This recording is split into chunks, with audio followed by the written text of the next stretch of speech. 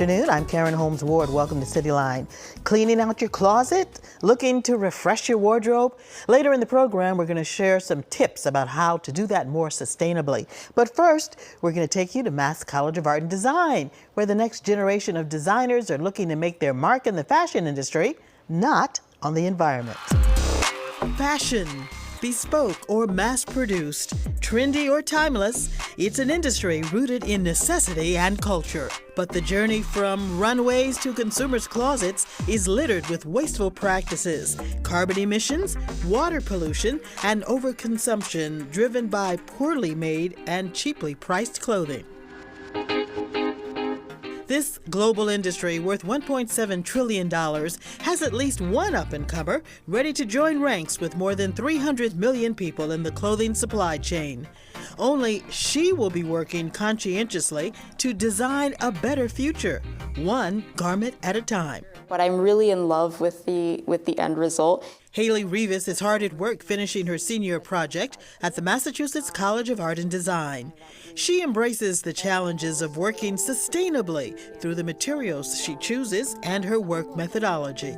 It's a sustainable fashion collection that looks at water and how water can serve as an analogy for people coming together to do good things. So this particular design is inspired by a waterfall in Brazil, precisely along the border between Brazil and Argentina. The Iguazu waterfalls, they're one of the new 7 natural wonders of the world.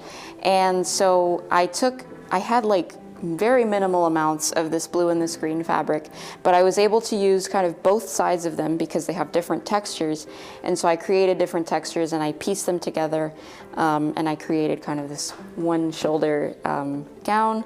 And then I used a wedding gown for this white fabric right here, and I have a bed sheet under here, which I think is very fun to think about. A lot of the things that I use as well come from the initiative that I actually started here on campus, which is a textile scrap collection initiative. All of those things were just going directly into the waste stream, and for me that was unacceptable.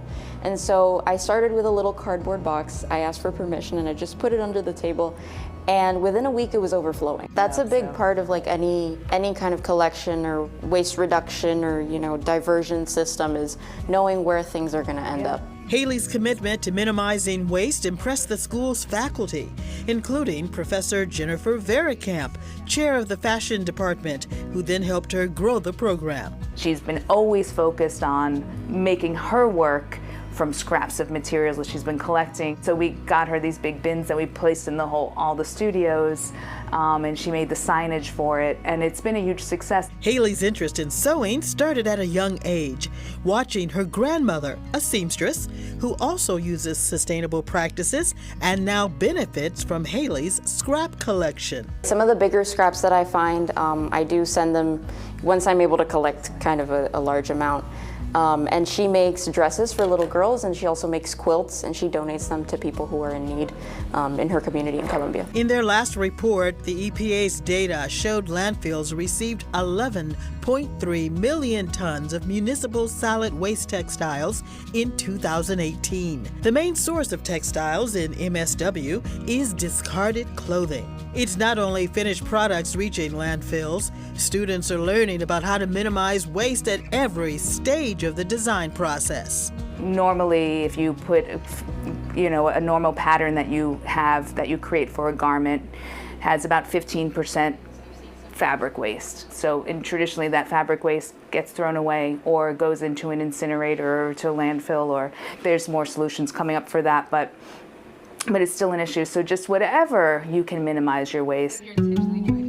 Verkamp says the class's purpose is not to deter students from the industry, but to encourage them to find creative solutions. You're opening a can of worms, essentially, because you're telling students all the things that are bad about the industry that they're actually going to be working in. I've been able to see a really beautiful shift in mindset in my classmates. Before it was just mostly people just dumping things, and I would be the only one really grabbing from there.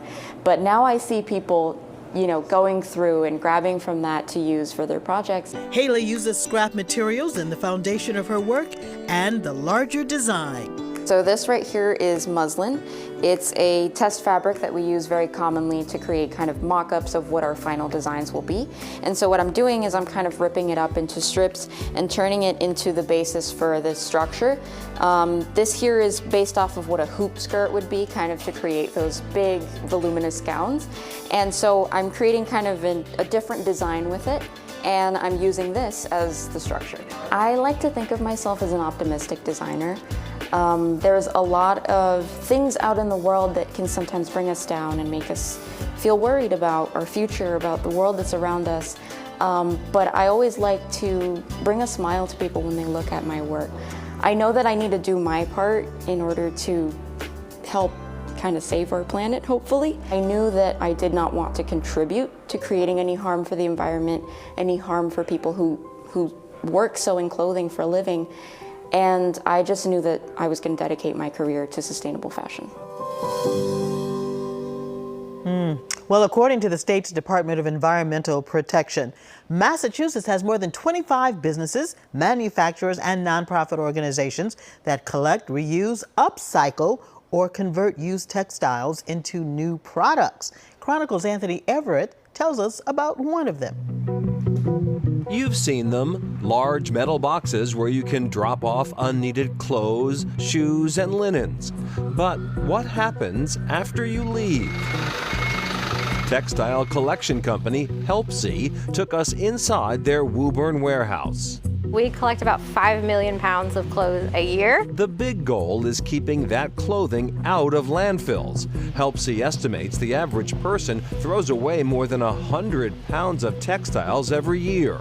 Chief of Staff Lisa Shanella. 95% of what we collect either ends up reused as clothing or reused as something else. 5%, if it's wet or contaminated, unfortunately has to be trash. When drivers straight into the baler, they're turned into 1,000-pound bundles.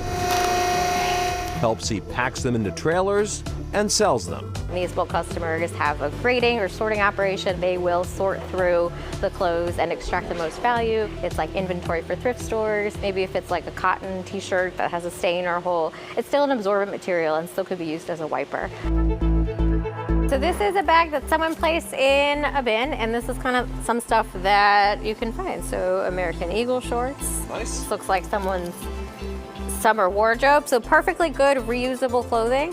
Shanella says it is best to reuse clothing as clothing because of the amount of energy and resources used to create the items in the first place.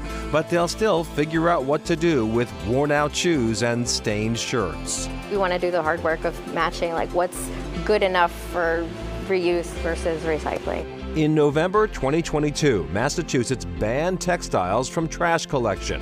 Shanella hopes this will change habits. I think at this point it's the norm to think about recycling cardboard, plastic, aluminum, paper, but it wasn't always the case, right? So we're kind of making strides in the textile space with having people think about reuse and recycling. Helpsy runs textile recycling programs for about 24 communities in Massachusetts, including Cambridge. The company empties collection bins and also picks up textiles from residents' homes. It's also a money saver. To dispose of the textiles in the trash costs the city money. And so by diverting the items to one of these bins or the curbside collection, you're saving the city money.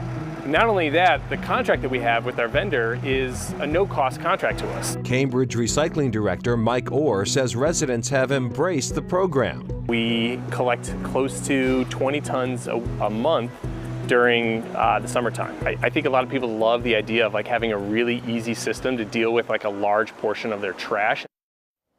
Up next, spend or splurge. What value means for a local designer. That's when Cityline continues.